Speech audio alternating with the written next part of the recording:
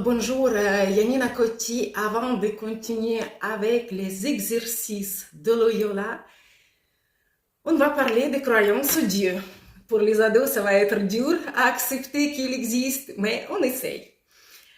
En tout cas, moi, j'essaie de les prouver avec l'aide de géométrie et avec l'aide des mathématiciens. Alors, j'imagine que tout le monde connaît le théorème que deux lignes parallèles ne se croisent jamais. On a la preuve de ce théorème en utilisant partout dans notre vie quotidienne, dans les constructions. Bref, elle fonctionne. Et là, on essaie de prouver que un élément dans ce théorème, il n'existe pas et on la doit prendre comme croyance. Et ça, c'est mathématicien Gödel qui, j'espère que je prononce bien en français, qui a prouvé au début du XXe siècle que dans n'importe quel théorème mathématique, un élément, on ne peut pas prouver, on doit croire qu'il existe. On revient vers nos deux lignes parallèles.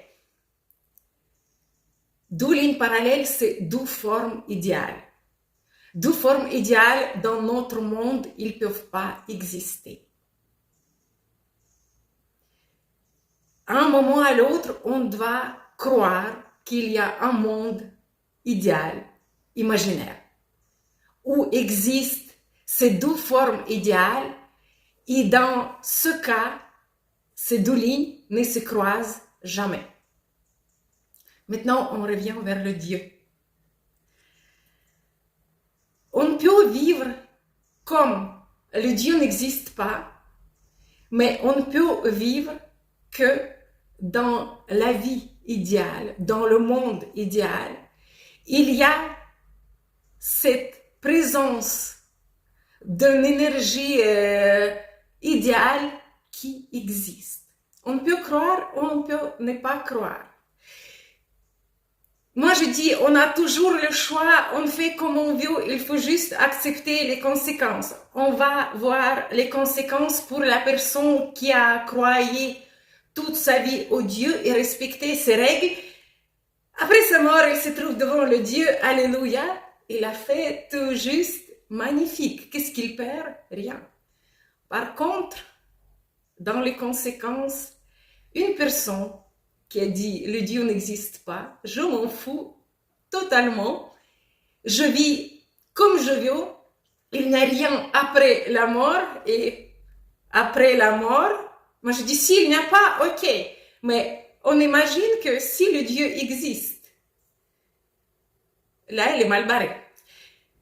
Et là, je vous dis, quand on prend l'existence de Dieu, oui ou non, on a 50-50. 50% probabilité, c'est beaucoup.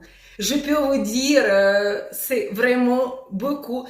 Pourquoi je pense que, logiquement, c'est mieux de vivre comme le Dieu existe.